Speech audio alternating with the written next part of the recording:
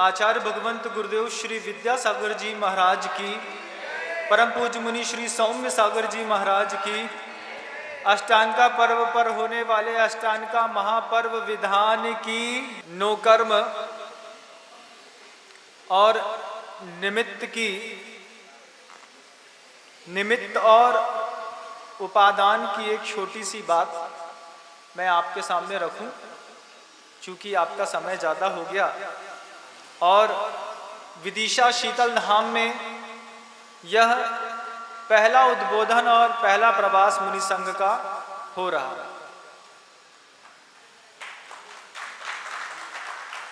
TV पर एक film दिखाई जा रही थी, जैसे कि आजकल बहुत सारे सीरियल्स चलते हैं और 122-25 देशों में उनका प्रसारण होता है। उस प्रसारण में कई सीरियल्स ऐसे होते हैं बंधुओं जिसमें सबका मन लग जाता है। कुछ लोग कहानी घर घर की देखते हैं, कुछ लोग अनुपमा देखते हैं, कुछ लोग चुड़ैल देखते हैं, कुछ लोग क्राइम पेट्रोल देखते हैं, कुछ लोग कुछ और देखते हैं और कुछ लोग हैं जो पारस चैनल देखते हैं। अपनी अपनी रुचि के अनुसार उस भौतिक साधन का प्रयोग सब लोग करते हैं। ऐसे ही किसी सिनेमा घर में टीवी में कोई फिल्म चल रही थी और चलती हुई फिल्म को दुनिया के 122 देश के लोग एक साथ देख रहे थे। उसमें नायक और नायिका को मिला करके जो प्रसंग प्रस्तुत किए जा सकते थे वे किए जा रहे थे और किसी भी सीरियल को देखते देखते देखते हमारे मन की ऐसी गति होती है, हम उसमें डूब करके अपने आप को जीने लगते हैं। कोई नायिका के रोल में चला जाता है, कोई नायक के रोल में चला जाता है और समझता है कि घटना हमारे साथ ही घट रही है। तो हमारी अंदर की कसाई के परिणाम उस सामने दिखने वाले दृश्य के साथ एक में एक होकर के उत्पन्न होने लगते हैं। आप लोगों ने खुद और इसी कसाई के परिणाम का खेल खेलने के लिए आपका इतना अभ्यास हो गया है कि अगर मान लीजिए अनुपमा या कहानी घर घर की सीरियल एक टाइम का नहीं देख पाए तो सुबह नहीं देख पाए तो शाम को देख लेते हैं। क्यों? क्योंकि मेरी कसाई का पोषण नहीं हुआ। अब मैं जब तक उस सीरियल को नहीं देख लूंगा और उस स्तर की कसाई दोबारा अपने अंतर मन में पैदा नहीं कर लूंगा तब तक मुझे चैन नहीं मिलेगा। अब बंधुओं, लोग पिक्चर फिल्म देख रहे थे, 122 देश के लोग बहुत तल्लीनता पूर्वक उस मूवी में जब एक साथ सीन देखते देखते उस हीरो ने जब किसी खलनायक को या फिर किसी दुर्दांत अपराधी को पीटना कूटना शुरू किया, मारना शुरू किया, तो उसकी मार को पड़ती हुई मार को देख करके बहुत सारे लोगों ने एक साथ अनुमोदना करी। बहुत अच्छा मारा, ऐसे ही कूटना चाहिए था, ठीक कर रहा है ये, यहां से फाड़ डालो, यहां से मार डालो इसको, तो हम होते तो ऐसा करते और वैसा करते। ये क्या हो रहा?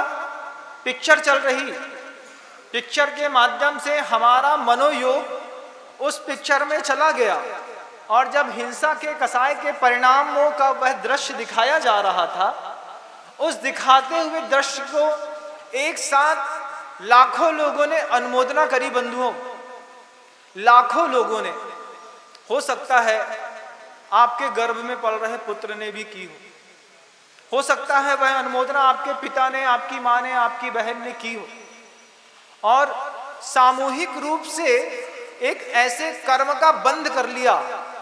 एक स्थान वाला एक कसाई के साथ, मध्यम परिणामों के साथ, एक कसाई की तरतमता के साथ नाना जीवों ने एक समय पर एक ही प्रकार के कर्म का बंध कर लिया।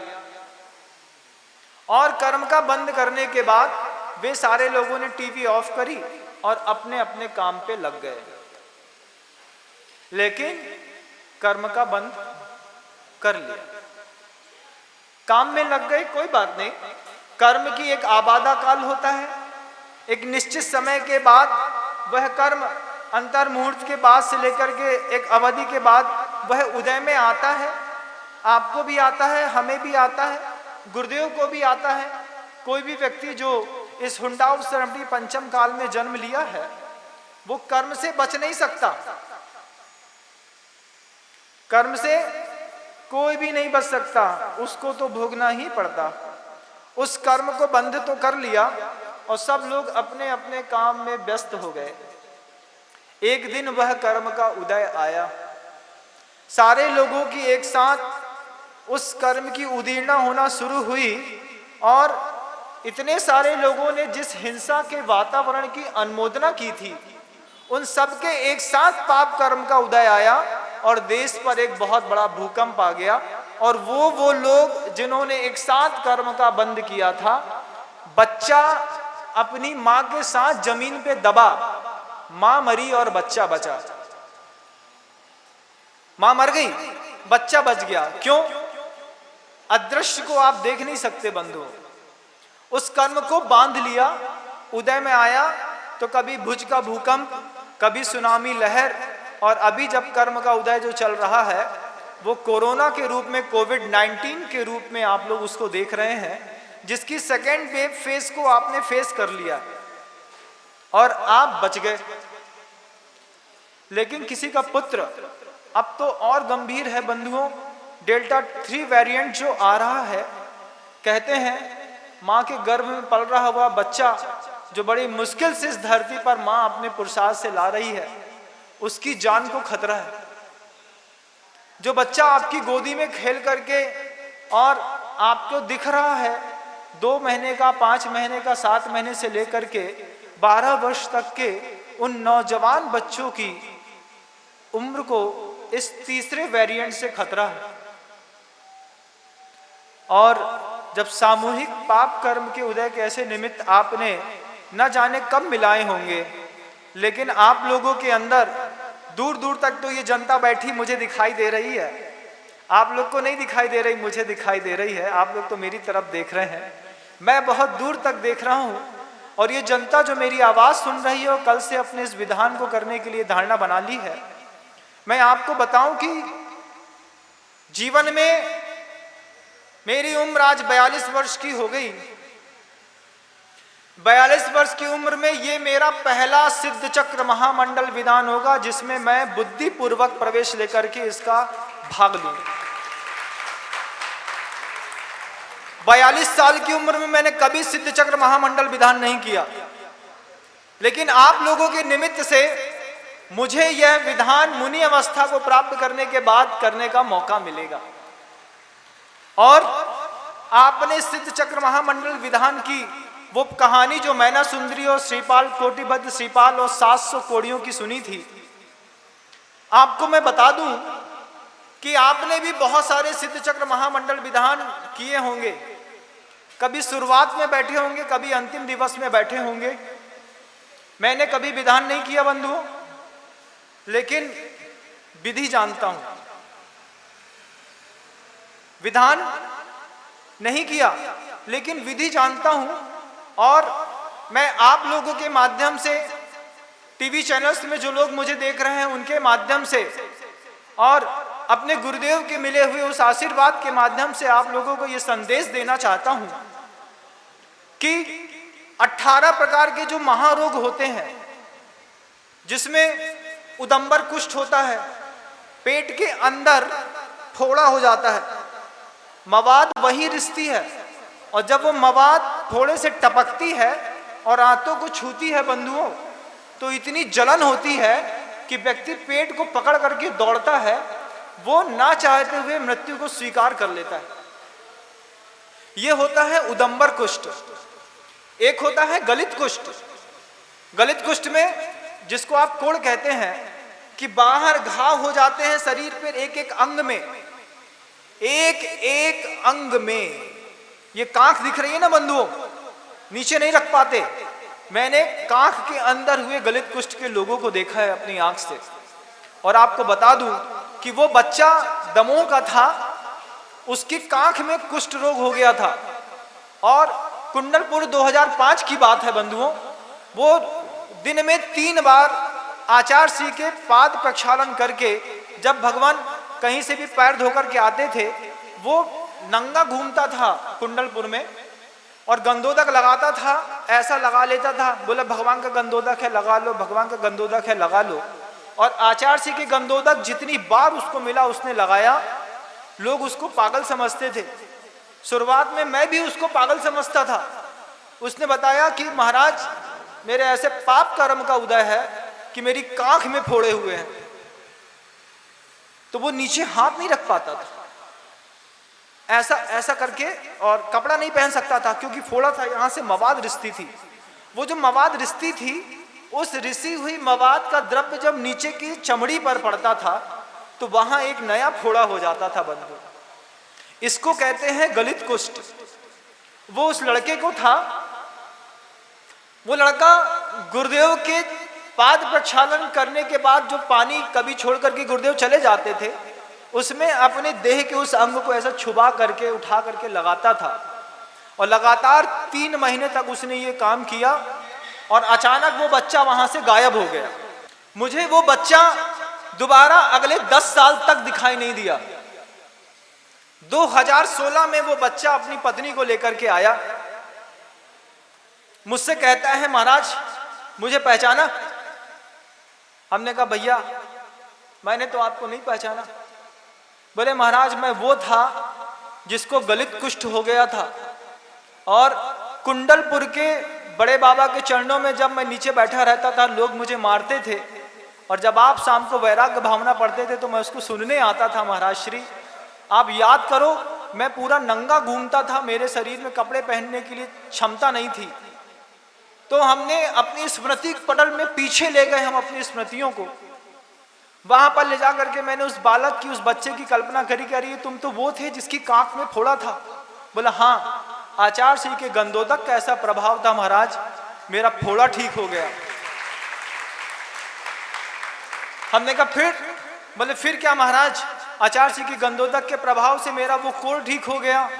उसके बाद मैं घर गया, घर के लोगों ने समझा कि ये ठीक है, मानसिकता स्वस्थ है, साफ सुथरा है। घर के लोगों ने पढ़ाया, मैं चार्टर्ड अकाउंटेंट बन गया महाराज जी। हमने कहा तुम चार्टर्ड बन गए, इतने पढ़े लिखे? बोले हाँ, मेरा सीए क्लियर हो गया, उसके बाद मुझे सीए पत्नी मिल गई और आज मैं कनाडा में रह करके अपनी सीए की प्रैक्टिस कर रहा हूं। ये उदाहरण मैं आपको सिर्फ इसलिए बता रहा हूं कि जो गलित कुष्ठ होता है बंधुओं बहुत दुख देता है।